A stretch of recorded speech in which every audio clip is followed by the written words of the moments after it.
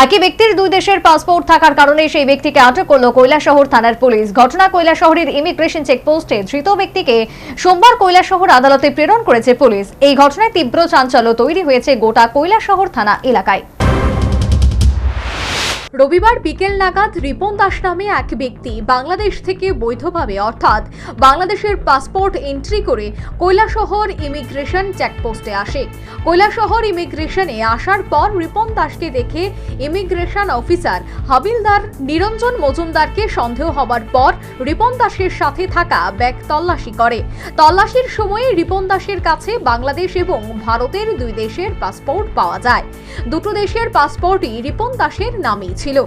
এক ব্যক্তির নামে দুই দেশের পাসপোর্ট থাকার অপরাধে হাবিলদার নিরঞ্জন মজুমদারের সাথে সাথে কৈলাসহর থানায় খবর দেয়।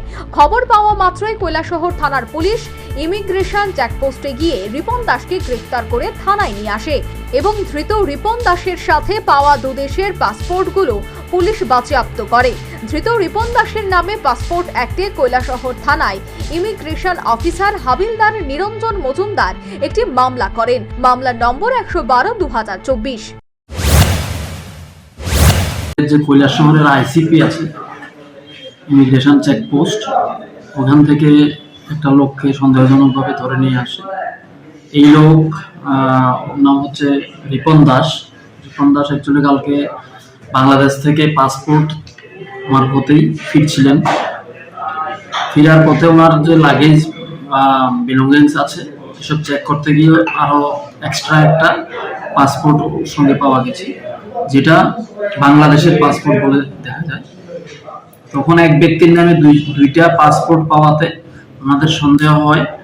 এই সন্দেহের বসে আইসিপি ইনচার্জ হাবিলদার নিরঞ্জন মজুমদার উনি কৈলাসহর থানাতে একটা অভিযোগ দায়ের করেন। এই অভিযোগের ভিত্তিতে আমরা রিপন দাসের এগেনস্টে একটা মামলা নথিভুক্ত করি এবং আমরা ইনভেস্টিগেশন শুরু করেছি। ওসি সুকান্ত মজুমদার এও জানান, প্রাথমিক জিজ্ঞাসাবাদে ধৃত রিপন দাস জানায় সে ভারতীয় নাগরিক এবং তার বাড়ি উত্তর জেলার পানিসাগর মহকুমার অগ্নিবাসা এলাকায়। ধৃত রিপন দাসের জব্দ হওয়া ভারতীয় পাসপোর্টও পানিসাগর মহকুমার অগ্নিবাসা ঠিকানা লেখা রয়েছে। ধৃত ব্যক্তিকে সোমবার কৈলাসহর আদালতে প্রেরণ করেছে police. Bureau report, news vanguard.